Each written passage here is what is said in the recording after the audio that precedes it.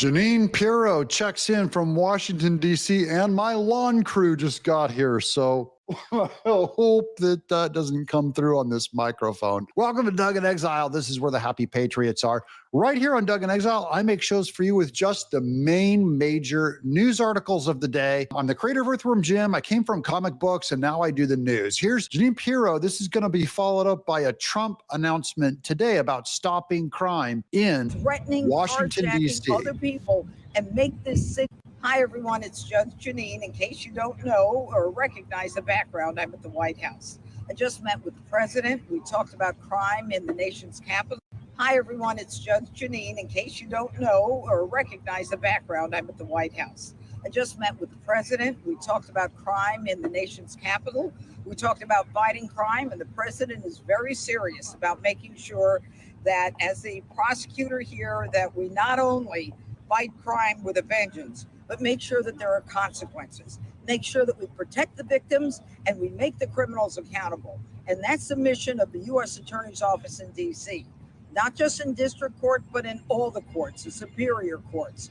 Our job is to get guns off the street, drugs off the street, take care of those individuals who are threatening, carjacking other people, and make this city safe and clean again. And that's just what we're going to do. And if you don't buy into it, you're going to have to deal with us.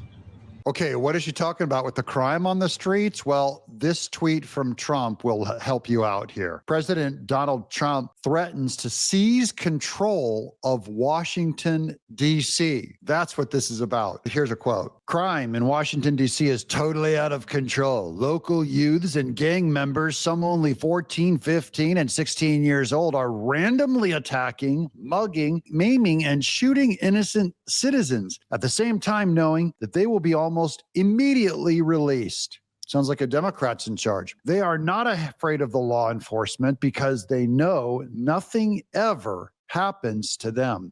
But it's going to happen now.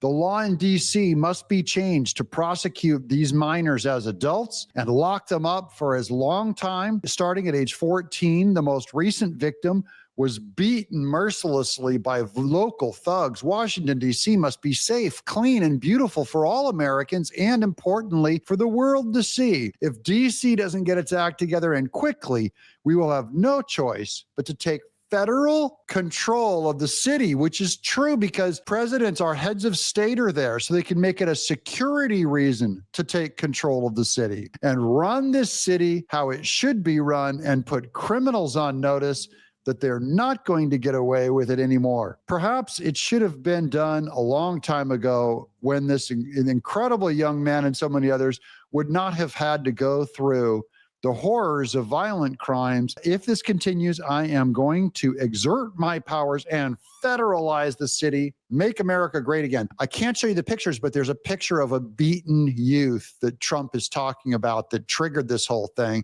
And it really is just because Trump cares. Trump knows he can do something about it. Here's Right Angle News. This says, it has been revealed that AOC called her partner a spouse to secure luxury perks like Met Gala tickets and foreign travel, while also claiming he's not her spouse to dodge federal laws requiring her to disclose his home, assets, business ties, and stock trades to the public, so she can do the inside trading through him without revealing it because she's not really married to him.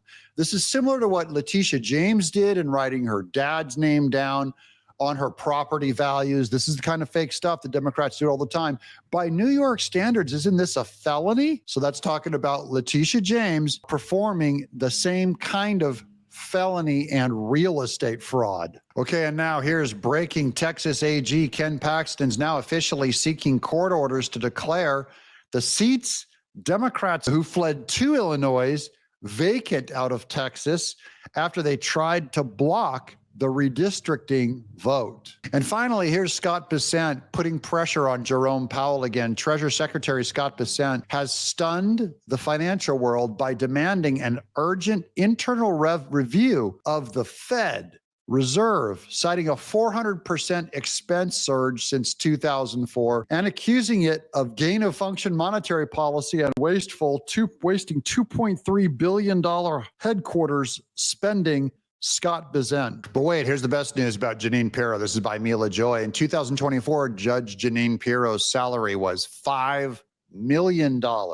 That's before she took this Washington, D.C. job. As head of the D.C. U.S. Attorney's Office, she makes $195,000. That is a pittance compared to $5 million. How many of you would give that up to serve your country like Judge Jeanine?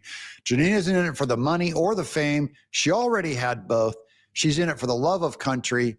Jeanine Pirro is a true patriot. Okay, this is detail on, that's right, Judge Jeanine herself could bring down the hammer if Barack Obama and or associates are indicted in Washington, D.C. Seeing little twists that I bet no one is thinking about regarding the new criminal referrals that just came across DOJ regarding the Obama era officials, Obama, Clapper, Brennan, Susan Rice, etc. 2 months ago, President Donald Trump appointed Judge Jeanine Pirro as U.S. Attorney for Washington, D.C.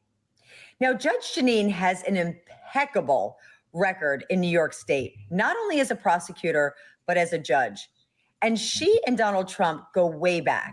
They're friends, and he trusts her. Now, the U.S. Attorney General in Washington, D.C. is a very powerful position. It has a dual role.